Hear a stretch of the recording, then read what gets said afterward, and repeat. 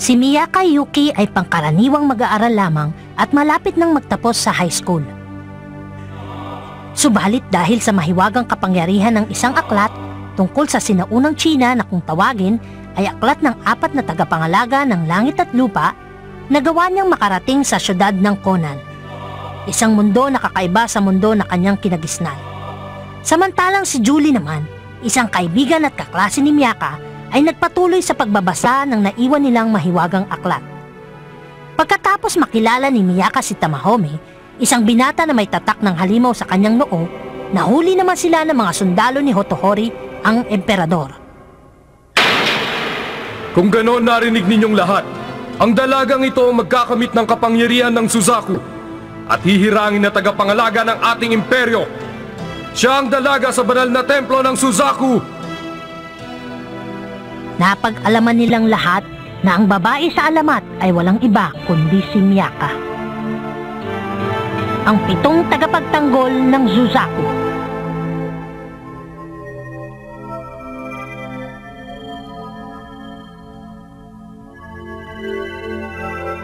Noong gabing hinirang na Suzaku ang dalaga, binigyan sila ng silid na tutulugan sa palasyo.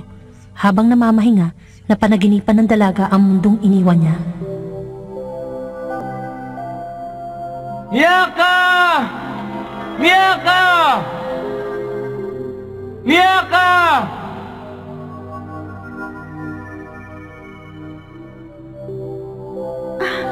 Kuya Kenny?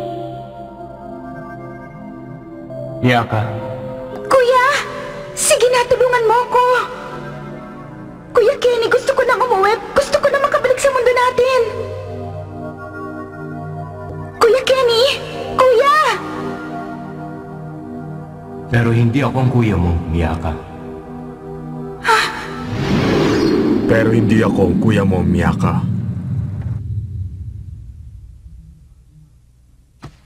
Tamahome! Bakit ka nandito? Ano ginagawa mo sa kwarto ko? Ang yabang mo naman. Nagpunta ako dito kasi nag-aalala sa'yo ang emperador. At nag-aalala din ako sa'yo. Ha? Nag-aalala siya sa akin?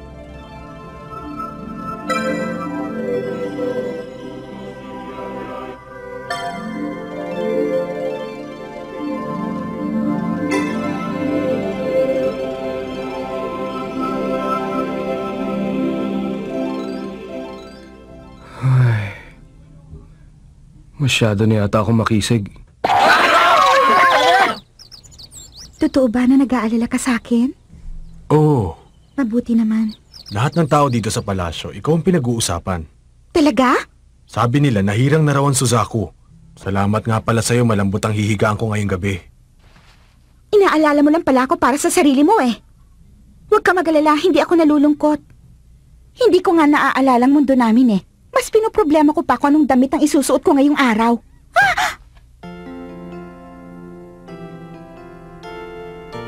Sige lang, umiyak ka. Huwag mong pipigilan ang sarili mo. Umiyak? Kung gusto mo, ako muna magiging kuya mo. Walang bayad, libre.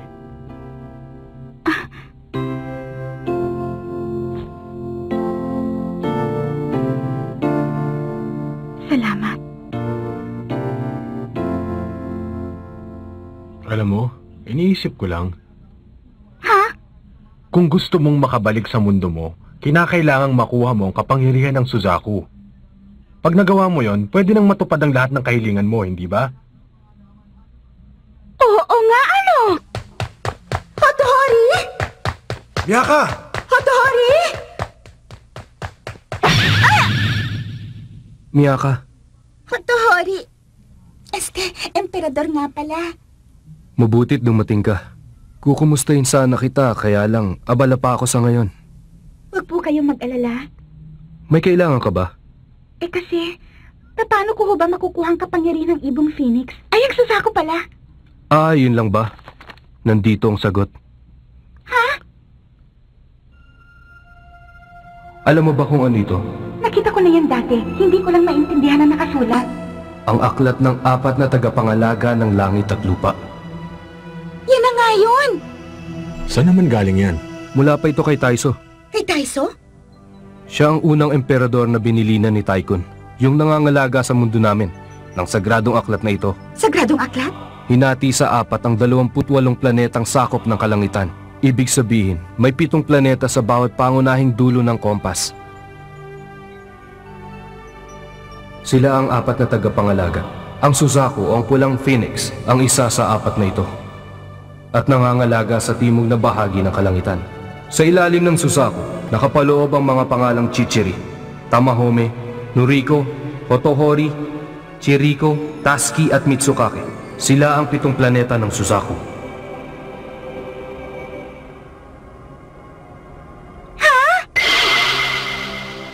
Ako si Hotohori, ang tubig ahas. Ikaw Tamahome ang alimango at isa sa 7 tagapagtanggol ng Suzaku. Babantayan mo ang Suzaku at bibigyan siya ng kapangyarihan. Dahil ayon sa sagradong aklat, ito ay alamat ng isang dalaga na natupad ang lahat ng kanyang kahilingan nang makuha niya ang 7 tagapagtanggol ng Suzaku. Ibig sabihin, pag natagpuan ng 5 pang taon nagtataglay na tatak ng iba pang planeta sa kanilang katawan, Matutupad na ang aking mga kahilingan. Kailangan mo matagpuan ng iba pa sa sarili mong pagsisikap. Hindi mo makukuha ang kapangyarihan ng Suzaku hanggat hindi mo natitipon ang 7 ito.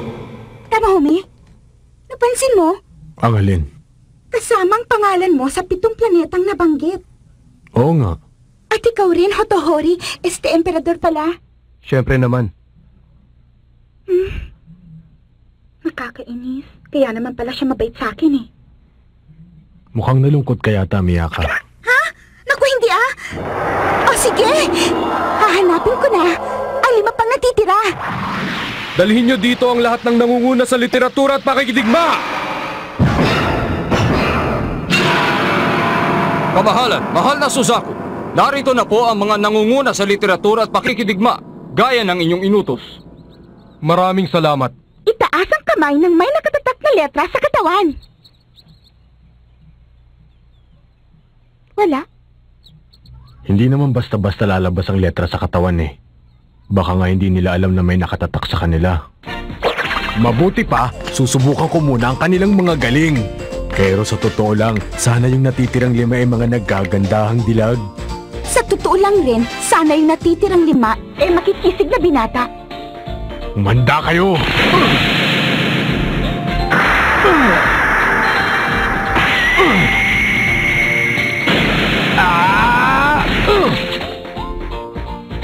Huh? Alam mo, sayang lang ang ginawa mong pagpapakitang ginas. Sabi na kasing ako talagang makakahanap sa 7 tagapagtanggol ng Suzaku. Paano naman? Alam mo, ang tunay na lalaking matapang ay hindi magagawang manakit ng babae kahit ano pang mangyari. Sabi nga nila, bihirang tumahol ang asong mangangagat. Kaya manood ka na lang. Kailangan na nating bumalik, Mistress Corin. Pag nakita kayo dito ng emperador, baka parusahan niya kayo. Siya ba ang sinasabi nilang nahihirang na Suzaku? Opo. Kung makadikit sa emperador, akala mo legal na asawa. Sino naman ang lalaki sa tabi nila? Siya po si Tamahome, isa sa 7 tagapagtanggol ng Suzaku. Tamahome. Sige na, ano pang hinihintay nyo? Sumugod na kayo! May problema ba? Natatakot po kami, baka masaktan namin kayo ng gusto, mahal na Suzaku. Ano ba naman? Siguro ang totoo niya, natatakot kayo sa akin dahil galing ako sa ibang mundo. Wala ba kayong bilib sa mga kakayahan nyo o talagang mga duwag kayo? Nagpapatubo lang kayo ng mga bigot at balbas para kunwari nagmumukha kayong matapang. Kung meron pa kayong dangal, talunin niyo ako! Kayong mga Shaolin Shomai Army! Akala mo kung sino to?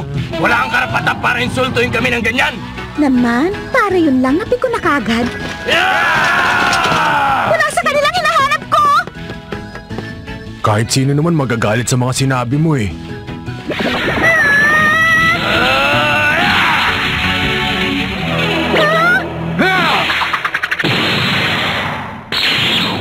Tama na! Hindi dapat kayo pumapatol sa babae!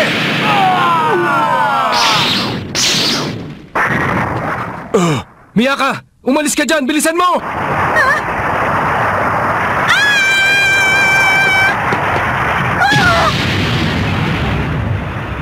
Miyaka! At natabunan ng Suzaku nang biglang bumagsak ang pagoda. At... Ha? Ha? Bakit? May sugat ako. Aray ko, palagay ko nasugatan ako sa hita. Ang sakit eh. Pero siguradong hindi ako patay. Ha? Pero, imposible to. Ang damit na suot ng nahirang na Suzaku ay nabahira ng dugo mula sa kanyang tinamong sugat sa hita. Ibig sabihin ang nangyayari sa nahirang na Suzaku ay nangyayari din sa akin. Alisin nyo ng mga kahoy na yan, madali! Baka madisgrasya kayo, kamahalan! Pwede ba wag akong alalahanin mo? Wala na pong malay ang lahat na madirigma! Wala po kami sapat na lakas para alisin ang mga kahoy. Kung ganun, pabayaan nyo na ako! Kamahalan!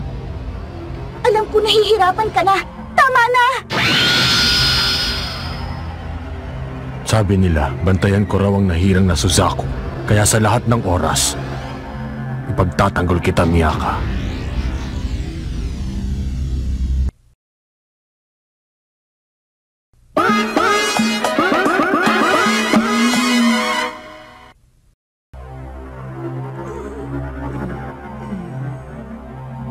Miyaka! Tamahome! Saan ay buhay pa sila? Ako ang magliligtas sa kanila, kamahalan.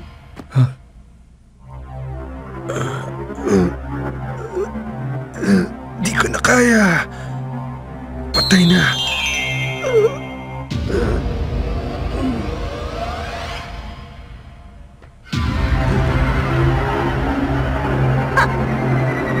Tamahome!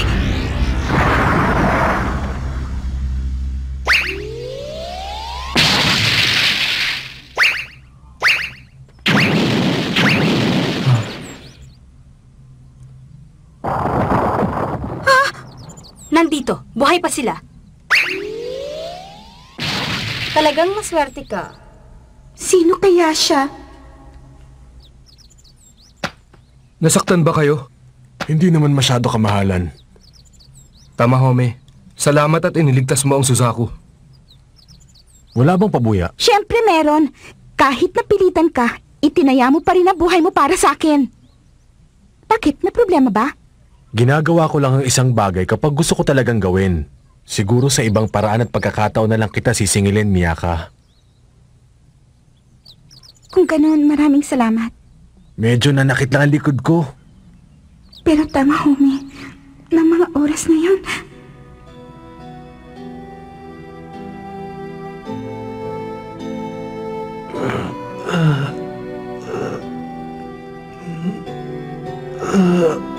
naramdaman ko ang iyong paghihirap sa aking puso.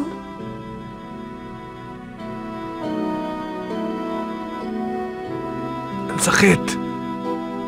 Itinaya mong buhay mo para sa akin. Dahil ba sa akong nahirang na Suzaku? O dahil sa... Isa ka ba sa mga babaeng nakatira sa aking harem? Opo. Kakaiba ang lakas mo.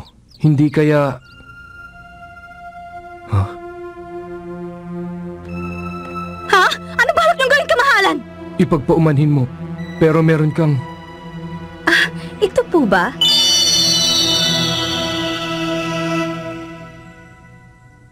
Ang pangalan ko ay Corin, pero ang isa pang pangalan ko ay Noriko. Kung gano'n ay isa ka pala sa 7 tagapagtanggol. Ang ikatlong tagapagtanggol pala ay isang babae? Anong tinatawa-tawa mo dyan? Wala, masaya lang ako. Mabuti naman. Salamat at nakita natin kagad ng ikatlo.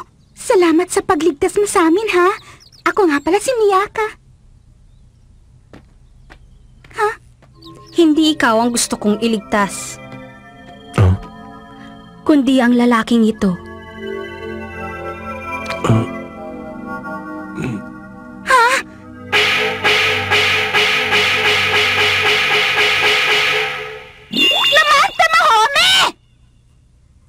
Nilinisan ng Suzaku ang kanyang damit na nabahira ng dugo at... Ayan, malinis na. Ang hirap palang tanggalin ang mantsa ng dugo. Aray ko! Naalala ko tuloy yung babaeng sinuri ko. Bakit kaya niya hinalikan ng ganun si Tamahome? Naiinis tuloy ako sa kanya. Pero isa siya sa 7 tagapagtanggol.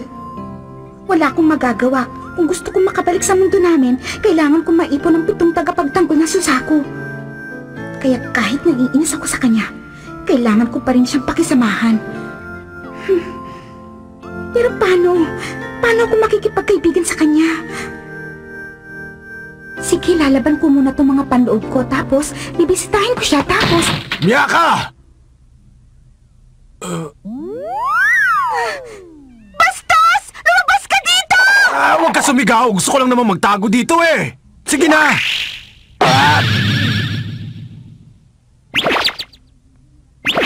Noriko? Pagpasensyahan mo na kami sana, Miyaka! Masyado kasi siyang nagiging mahihain kapag kaming dalawa lang ang nasa silid ko eh! Tayo na tama! Iniinis talaga ako na babaeng yan! Bakit kailangan ko pa makipagkaibigan sa babaeng yon? Manigas siya! Ayoko nga! Pero sandali, kung hindi ko gagawin yon, hindi ko makukuha ang kapangyarihan ng Suzaku. Tiyak na malalagot ako sa mama ko, kaya... Anong sabi mo? Gusto mong manilbihan sa akin bilang alalay? Kung pwede sana. Pakawalan mo na ako! Sige na naman, hirap na ako! Sige, Umalis ka pumapayag na ako. Pakawalan Ano mo na po ako! may paglilingkod ko sa inyo? Siya nga pala. Ano po yon? Bitiwan mo ako, lumayo ka Tatanggapin nga kita sa akin! bilang alalay Para basta't hindi huwag mo pa lang ako kami makakapit. gagambalain. Ano ba? Bakit ko naman kayo gagambalain? Mamatay sana ko kunis paa. Poprotektahan kita sa lahat ng oras. Akala ko pa naman tagapagtanggol ko na siya. Halika nga rito! Tama na! Sabi lang, tama na eh! Ngayon, sinuri ko na ang gusto niya makasama. Bagay nga kayong dalawa. Miyaka, tulungan mo akong ayusin ang buhok ko. Ha? Opo. Sa tingin mo ba maganda ang buhok ko? Ha? Opo, opo. Huwag mo ngang hilaan at nasasaktan ako! Gusto kong pakintabing mo ng mabuti ang lugar na ito. Opo. Pag may nakita akong dumi, hindi ka maghahapunan. Lilinisin ko pong mabuti, ma'am.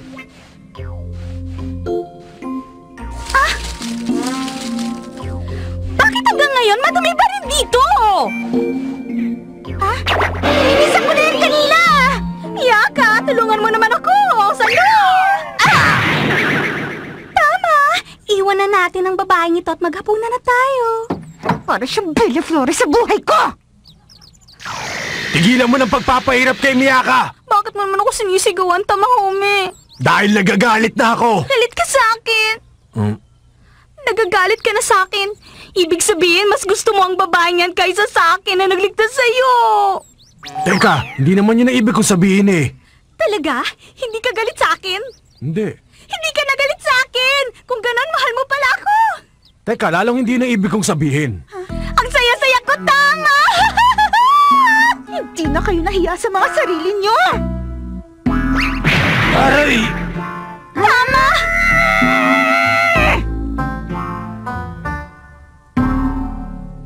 Sinuri ko kasi eh. Kinagalit ako palagi. Pero, palagay ko mahal lang niya talaga si Tamahome.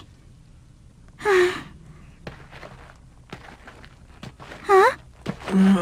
Tamahome! Anong ginagawa mo dito? Hindi ba dapat kasama mo ngayon si Mrs. Noriko? Tumakas nga lang ako sa silid niya eh.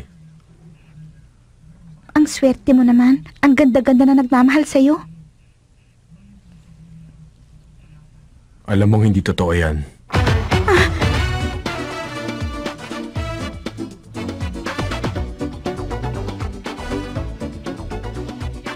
Sa palagay mo ba masaya ako sa nangyayari ngayon sa akin?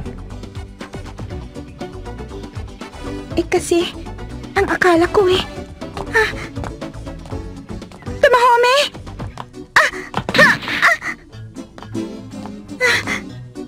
Ikaw kasi, dapat pag-iingatan mo ang sarili mo.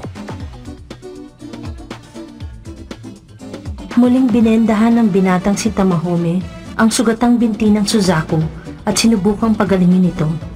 Makikita sa kanyang mga mata ang pangamba at pag-aalala para sa dalaga. Huwag kang gagalaw.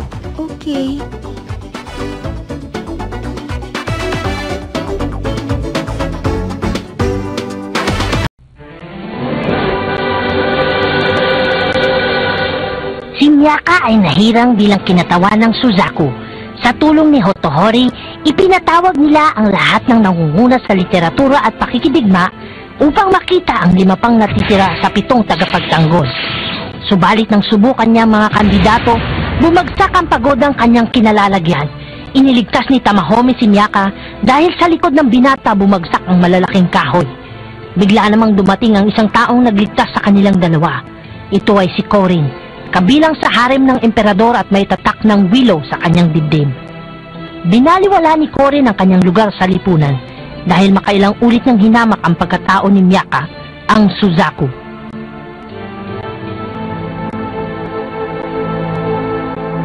Ang nawawalang pag-ibig.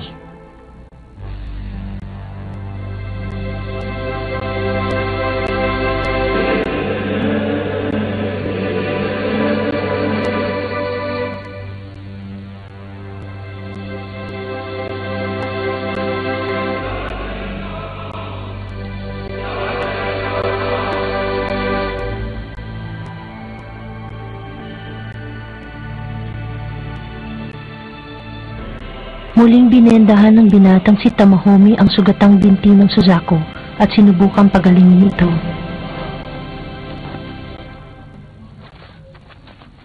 Magagalit sa akin si Noriko pag nakita niyang ginagawa ni Tamahome. Bakit pa parang may mali akong ginagawa? Masakit pa? Pwedeng magtanong, mahal mo ba si Noriko? Hindi, no. Kakikilala ko pa lang sa kanya. Isa pa, hindi siya ang tipo kong babae. Sigurado ka?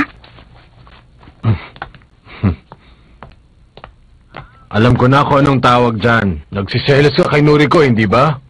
Ha? Kasalanan ko ba kung ipinanganak akong magandang lalaki, makisig at kakit-akit pa? Kawawa naman kayo dahil wala akong panahong umibig. Mas mahalaga sa akin ang pera. Naman, hindi na ibig ko sabihin! Iniisip ko lang na baka lalong magalit sa akin si Noriko. Hindi talaga ako nagsiselos. Hindi ka ba titigil sa katatawa mo dyan? Ano ba?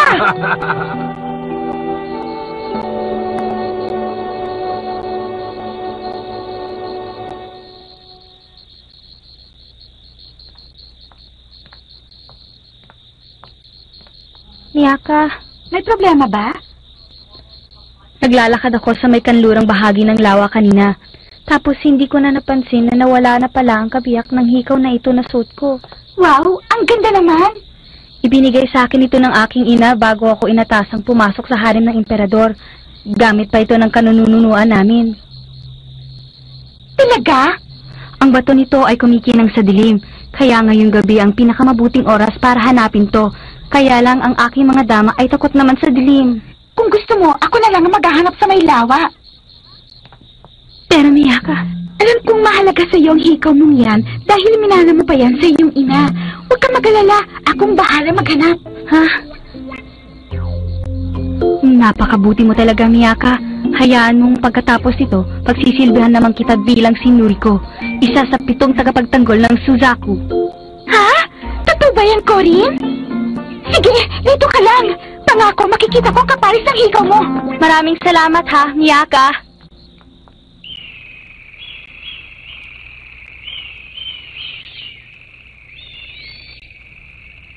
Ano?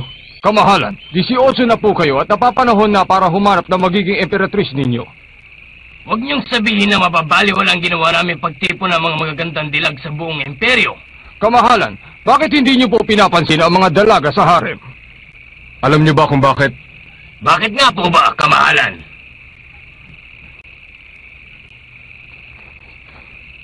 Dahil mas maganda pa ako sa kanila. Ah? Biro lang. Sinabi ko na nga ba eh. Ang dapat kong pagtuunan ng pansin ay ang imperyo at ang mga mamamayan nito. Darating na lang yung emperatris kung talagang tinadhana. Siya nga naman. Oo nga pala, hindi ba kayo interesado sa babaeng ang pangalan ay Noriko? Baka nakakalimutan mo na isa siya sa 7 tagapagtanggol ng Suzaku. At isa pa, may itinatangi na akong babae sa isip ko. Palagi ko siyang napapanaginipan mula pa nung bata ako. Itinatanging babae? Imelda! Miyaka, bakit hindi ka pa nagpapahinga? Gabing-gabi na. Kasi may pinapakiusap sa akin si Noriko kanina na gawin ko daw ngayon. Bakit? Hindi ba kayo magkasundong dalawa? May nakapagsabi nga pala sa akin na pinahihirapan ka raw ni Noriko. Ha? Sige, iuutos ko na maging mabait siya sa'yo. Siguradong hindi siya susuway sa utos ng isang emperador. Hindi mo mababagong puso ng tao kahit naiutos mo pa. Gusto ko makipagkaibigan sa kanya nang hindi humihingi ng tulong sa iba. Kaya dapat lang ako may unang gawin para maging kaibigan siya. Sige, alis na ako ha?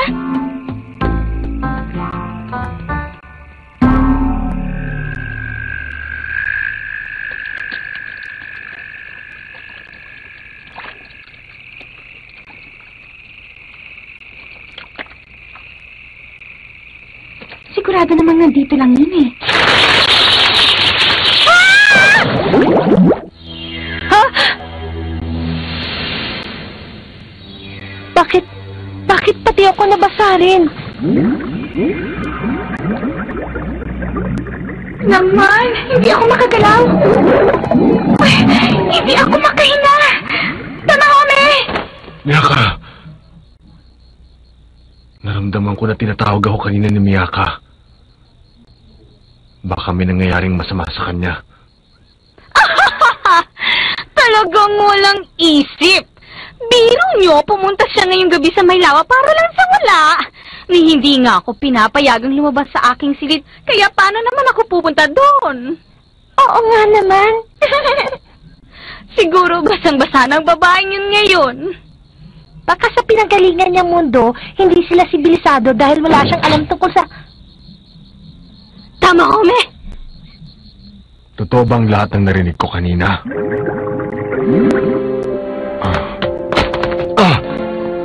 Ano ka ba? Bitiwan mo ako, babaeng Hercules! Hindi ako makakapayag na puntahan mo siya ngayong gabi! Ano bang problema mo? Gusto lang makipagkaibigan sa'yo ni Miyaka. Napakahirap ba nun? Naiinis ako sa kanya dahil kinuha niya para sa kanyang sarili ang emperador pati na ikaw. Mag-iisang taon na ako dito sa hari pero kahit kailan hindi ko nakuha ang atensyon ng emperador.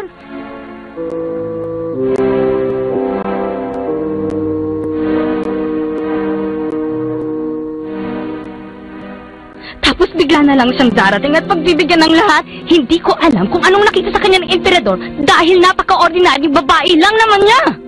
Pinilit kong ilayo ka sa kanya para makaganti. Kaya pala... Huh? Ang iniibig mo ay si Hotohori. Ang emperador pala. Miyaka, mabuti't ligtas ka. Ano ngayon? Akala mo ba hihingi ako ng tawad sa'yo? Kasalanan mo naman dahil madali kang nagpaloko. Alam ko. Lahat na lang ng tao dito pinagbibigyan ka dahil lang galing ka sa ibang mundo. Aha. Huwag mo ako gisultuhin! Akala mo ba hindi kita kaya patulugin? Hetong sa'yo! Okay!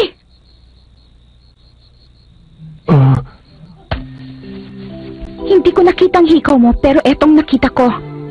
Eto! Hindi mo ko dapat pagsilosan. Dahil kaibigan lang ang tingin ko kay Hotohori. Kung gusto mo, tutulungan pa kita para mapalapit sa kanya.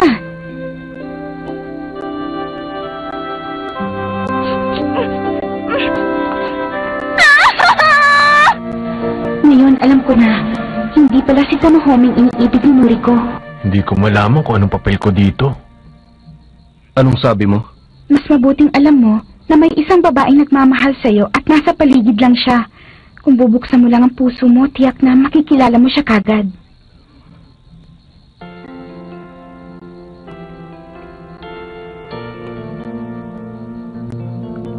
Miyaka, may napupusuan ka na ba? Bakit ako? Hindi naman ako mahalaga dito, hindi ba? Ako meron na.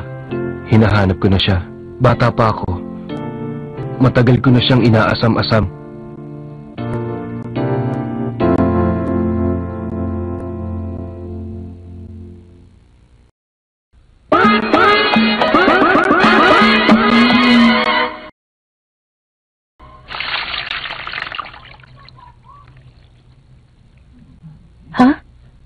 Bakit biglang-bigla na lang natuyo?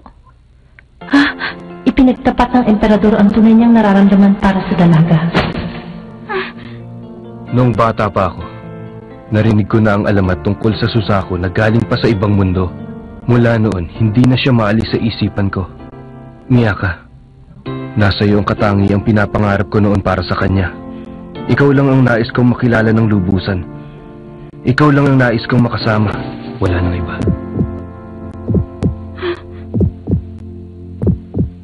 Tamahome.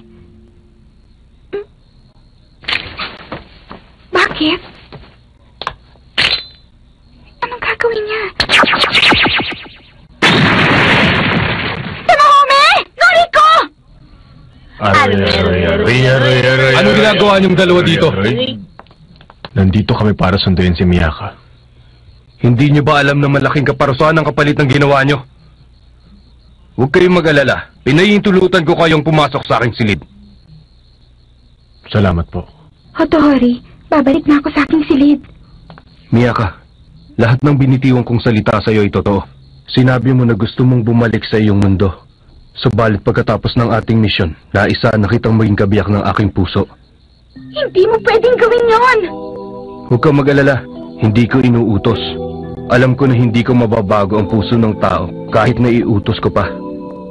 Ang magagawa ko lang ay hingi ng iyong pag-ibig para sa akin. Dito ka na matulog sa aking silid. Hindi ako makapaniwala. Gusto niya akong mapangasawa.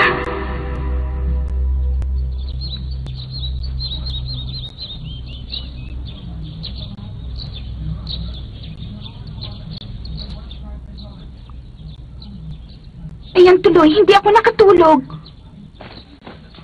Ang gwapo-gwapo ng emperador, tapos magkakagusto lang siya sa katulad ko. Baka sa mundong ito popular ang ganitong itsura. Siguradong narinig yun ni Tamahome. Ano kayang gagawin niya? Pasensya ka na, ha? Kumusta?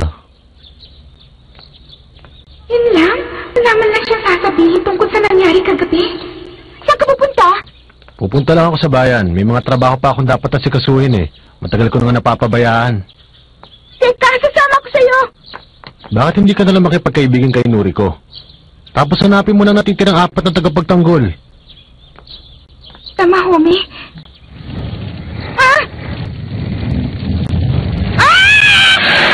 Miyaka! Noriko! Ang sinabi mo, kaibigan mo lang si Hotohori. Bakit kailangan mo pang magpalipas ng gabi sa kanyang silid? Hindi kita mapapatawad! Nagkakamali ka, Noriko. Atuyin mo ako, tama, mahal ko! Malapit ko na sana siya maging kaibigan. Tapos nabulilyaso pa. Bakit naman ganun ang inasal ni Tamahome? Kung magsalita siya, parang wala kaming pinagsamahan. Ni wala siyang sinabi tungkol sa nangyari kagabi. Wala na akong halaga sa kanya. Basta!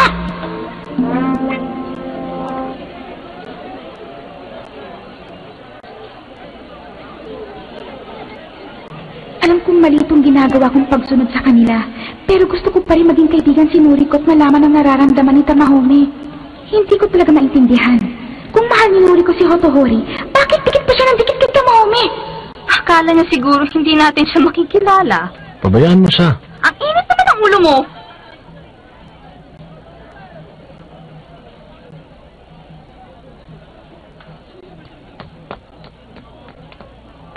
Mga kaibigan, makinig kayong lahat.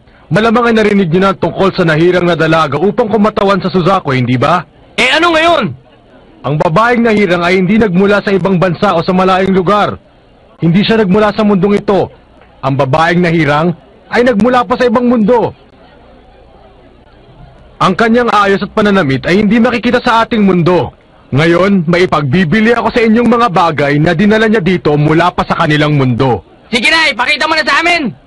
Ano kayang bagay na yun? Na ito! Ano yan? Ano po yan? Tinago niya pala yung chewing gum na ibinigay ko sa kanya. Isang pilak ang halaga ng bawat isa. Ano? Ang mahal naman! Harang! Murang-mura na nga ho ito. Hindi kayo magsisisi pag binili niyo to. Alalahanin niyo wala ito sa ating mundo dahil galing pa ito sa ibang mundo. Sandali, nagtataka lang ako. Paano napunta sa ibang gamit ni Suzaku? Di ba nakatira siya sa palasyo? Bakit? Sinasabi mo bang nagsisinungaling sa inyo si Tama? Palay namin, hindi namin alam kung totoo ang dala niya. Baka nagsisinungaling siya para makabeta. Baka hindi rin ako sigurado. Patunayan mo muna sa amin! Baka niloloko mo lang kami! Mamaya, nag-iisa ka lang, mahirap na. Totoo ang lahat ng sinabi sa inyo ni Tamahome!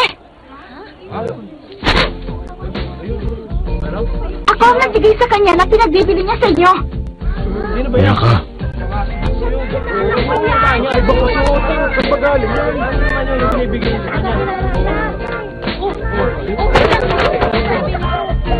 huwag po kayo magkakagulo. Kung gusto niyo magpapirma, pumila lang po. Kung gusto niyo naman makipagkamay, magbabayad kayo. At kailan pa kita naging manager? Naalala ko na, kasama nga pala ng binatang yan ang Suzaku nung isang araw. Totoo nga akong ganun. Teka, sandali!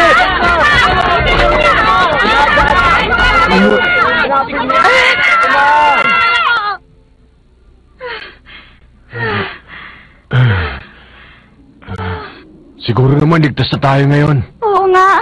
Hindi mo na sana dapat ginawa yun. Bakit? Dahil ba sa nakasira ko sa negosyo mo? Hindi ko nga naisip yun eh. Anong iniisip mo tungkol sa akin? Pwede ba namin kayo maistorbo? Gusto lang sana namin kayo makausap. Ano ba talagang kailangan nyo sa amin? Bago kayo magnegosyo, kailangan niyo muna kami bayaran. Hanggang dito ba naman may yakuza? Wala kaming pera. Kung ganun, gusto mo palang masaktan pang kasama mo.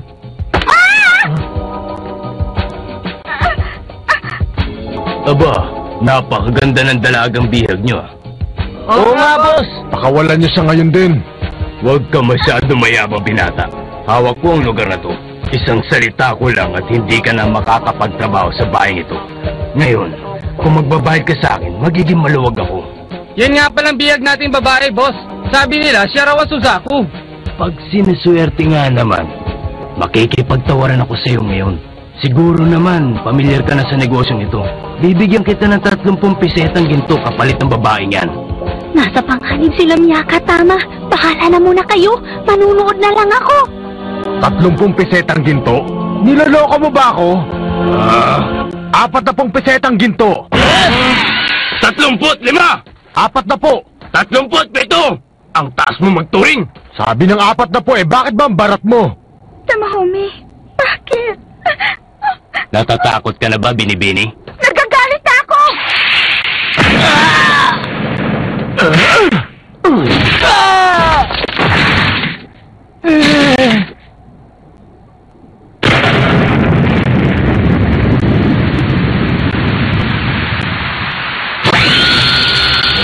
Pangahas!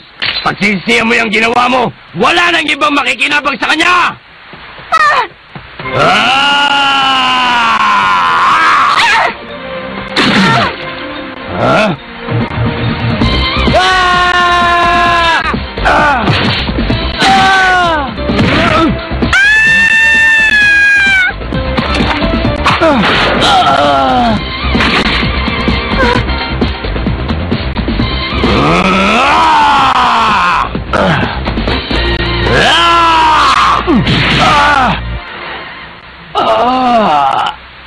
Aray ko po!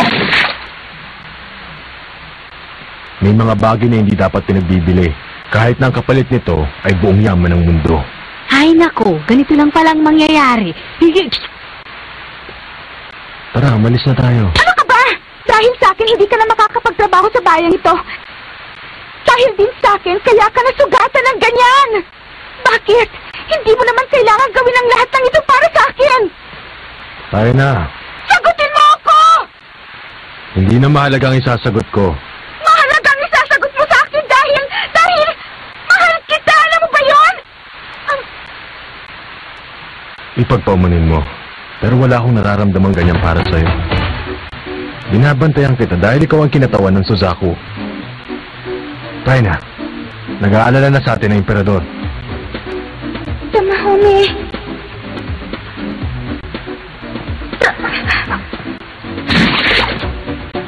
Pagkatapos mailigtas ang Suzaku, bigla na lang itong nawala ng malay dahil sa taas ng kanyang lagnat. Ano nangyari sa'yo, Miyaka? Sumagot ka, Miyaka! Ano nangyari sa'yo?